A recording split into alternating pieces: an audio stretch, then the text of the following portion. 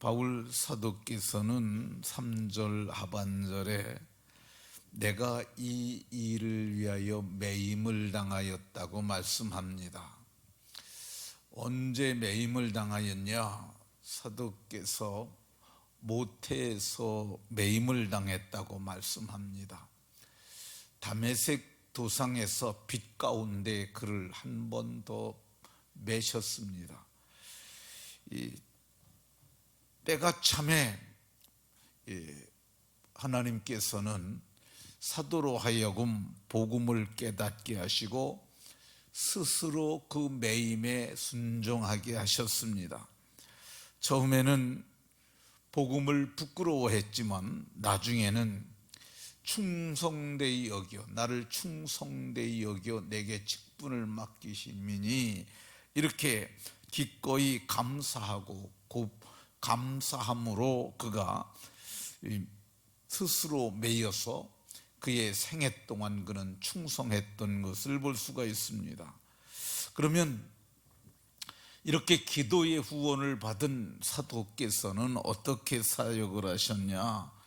골로새서 1장 29절에 보면 복음을 위하여 힘을 다하여 수고한다고, 나도 내 속에 능력으로 역사하시는 이의 능력을 따라 힘을 다하여 수고한다고 그렇게 수고하셨던 것 볼 수가 있습니다.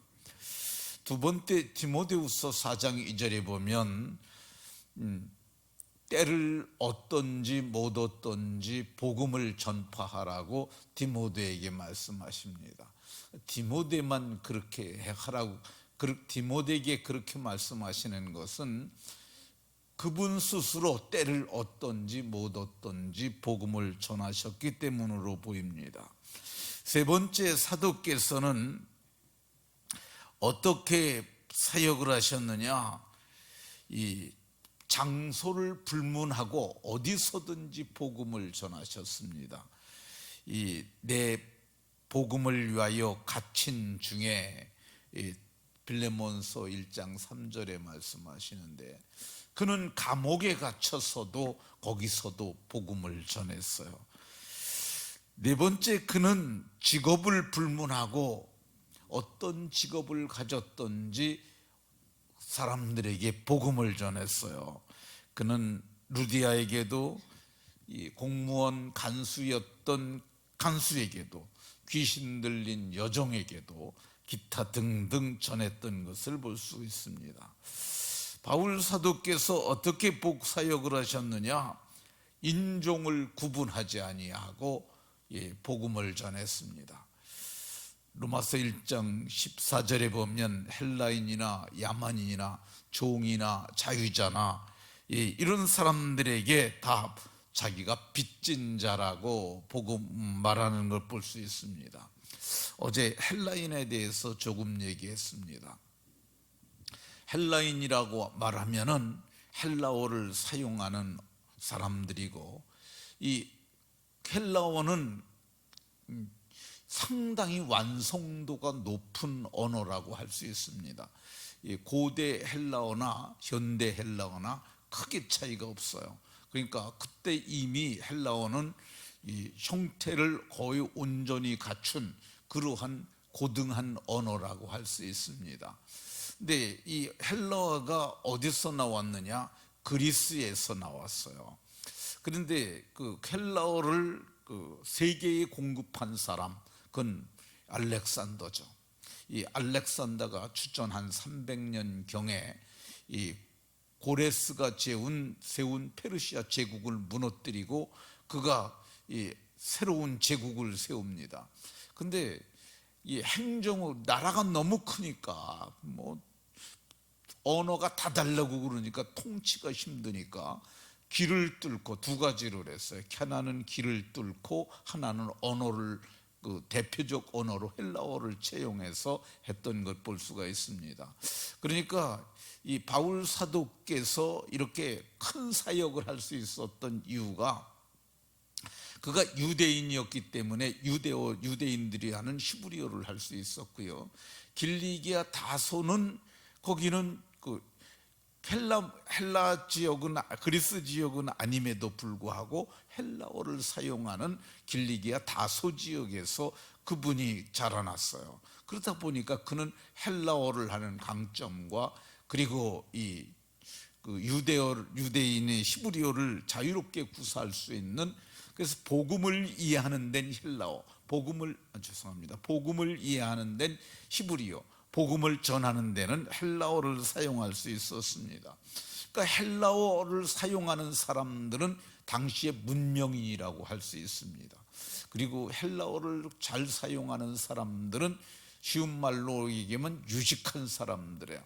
근데 어떤 분들은 유식한 사람들에게 쫄아서 복음을 전하는데 두려움을 느낄 수 있는 사람들이 있습니다. 근데 사도는 그러지 않았다고 얘기를 합니다. 나는 헬라인이나 나는 야만인이라. 이 야만인은 어떤 사람들이냐면요, 야만인은 헬라어를 모르는 사람들을 주로 야만인이라고 했어요. 그러니까 토속어를 사용하는 사람들이죠. 그러니까 지금 바울 사도께서 사도행전 28장에 보면은 이 로마로 가는 배가 이 멜리데라고 하는 섬에 걸리게 됩니다.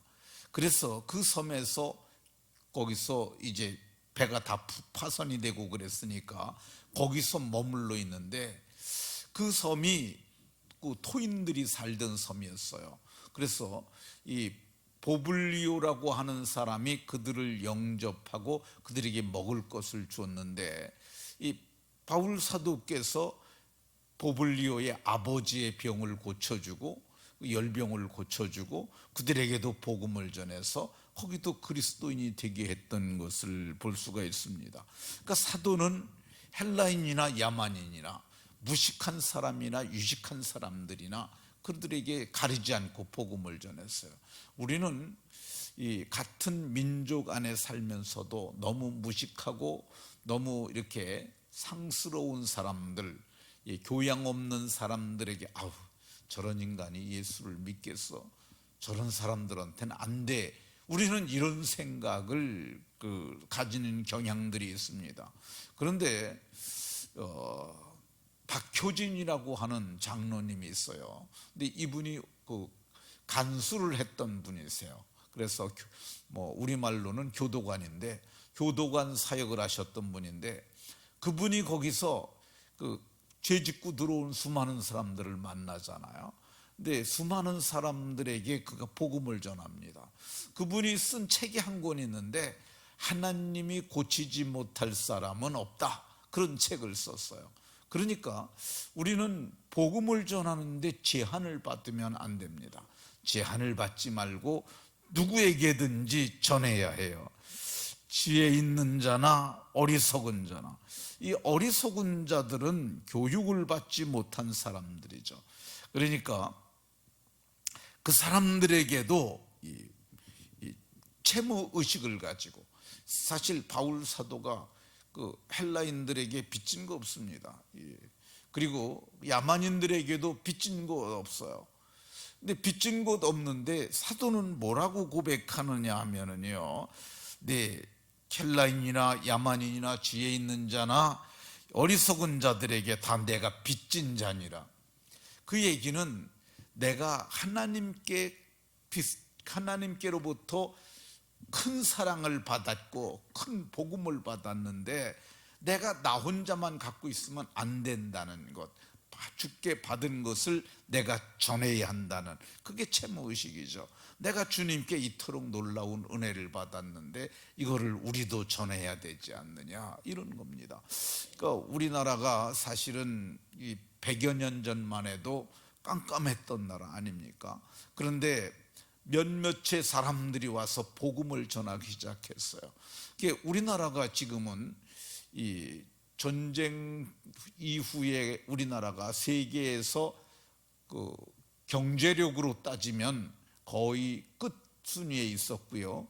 그리고 우리 기독교에 관한 것이나 또 문맹에 관한 것, 글을 모르는 것. 그러니까 우리나라가 문화적으로나 모든 것으로 볼 때 일반 서민들은 거의 깜깜한 상태였어요. 근데 복음이 들어오고 100년이 지난 지금 이 세계에서 10대 강국이 되었지 않습니까? 우리나라가 정말 그 모든 면에서 출중한 국가가 됐어요. 근데 그 이유 중에 하나가 저는 복음이라고 생각합니다.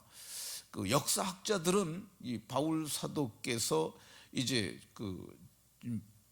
거기서 그 선교를 가려고 할 때 어디로 가야 할까고 고민을 합니다. 근데 마게도냐 사람, 마게도냐가 알렉산더가 나온 땅이 마게도냐입니다. 그거 와서 우리를 와서 도우라고 손짓하는 환상을 보고 거기로 가잖아요. 근데 그거를 타고 가는 그 배를 뭐라고 얘기를 하냐면 이 문명을 싣고 가는 배였다 이렇게 얘기를 합니다. 그러니까 복음에는 문명이 다 들어있는 거야. 그러니까 우리가 이 복음을 받았으니까 복음을 우리도 이제 전해줘야 하는 우리나라도 채무 의식을 좀 가질 필요 있습니다.